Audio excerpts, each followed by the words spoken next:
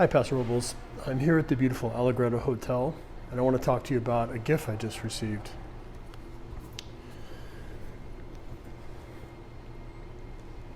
So Audrey Hughes made this. It says PGN, Paso Good News. Some people think that teaching students is unbearable, especially those parents who are with their kids during COVID. I think it's something that's extremely difficult. I'm kind of an oddball. How I feel about it is it's rather a one-way street. I have students always showing me something beautiful and something miraculous and something kind.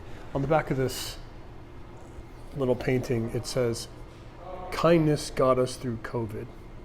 Audrey and the Bear Kitten staff." And I want you to take a look at this giant sequoia. It's over 2,500 years old. It says, "This log came from a giant sequoia tree that was blasted down on private land using dynamite in the 1950s. In that era, loggers sought for the very best hardwood and only utilized the bottom 50 to 90 feet. So magnificent trees like this were left to rot because of the short-term gain associated with getting the hardwood. 2,500 years ago, a tiny seed fell to the ground and sprouted, and it became this magnificent sequoia. And that sequoia was destroyed in the 1950s. Today I want to think about the meaning of this tree, the meaning of seeds, and the meaning of small things becoming great. Today I want to talk about how the small things are the big things. Do you remember Ray Bradbury's short story, A Sound of Thunder? It goes like this. A time-traveling hunter called Eccles goes back millions of years in order to bag a T-Rex. He also kills a butterfly, on accident. He returns home and finds that the entire world is different, and that he has accidentally brought fascism to America. This is not science fiction. This is how the world works, only much more quickly. Our protagonist supposed that one butterfly didn't matter. He was concerned with the big thing, the T-Rex. We all know the power of small things. We've lived it. In late 2019, a lab or a bat salesman or God knows what introduced the first case of COVID. 6 months ago, no one on earth had COVID-19. Today, every person must reckon with the virus. The principle at work with COVID is called exponential growth. 1 becomes 2, 2 becomes 4, etc., until the whole world's affected. Our tiny actions ripple and build and reverberate and carry unintended consequences that echo throughout history.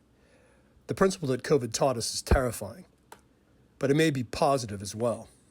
Before we talk about how COVID can teach us a positive lesson, let's think of an ancient thought experiment. Imagine a chessboard. Would you rather have $1 million or a penny doubled on each of 64 successive squares? If you chose the second scenario, you've heard the story before. You'd soon have all the money in the world.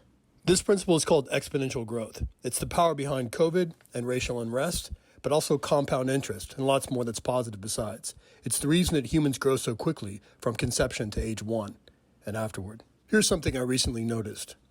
7 years ago, I threw a handful of California poppy seeds in my backyard, and now I have enough seeds to turn my entire neighborhood golden, maybe my whole city. Here's something I saw before COVID. It seems like a million years ago. 3 seniors came and lent a hand to some of my struggling sophomores. But what if each of the 3 kids that they helped 3 kids? Our class valedictorian, Daniel Halebsky, did the math and found out it would take fewer than 2 weeks before every person in the world were helped. A month ago, I planted a handful of corn. Next month, God willing, I'll see that handful become hundreds and hundreds of years. I know why Eccles cared more for dinosaurs than for butterflies. We love the big things. We love the splashy things. We love the violent things. We love the now. We who are grown-ups, let us also care for the butterflies. Let us care for the children. Let us care for the future. Our actions have consequences. We are stronger than we imagine. May we accomplish great things by small acts of beauty, because beauty will save the world.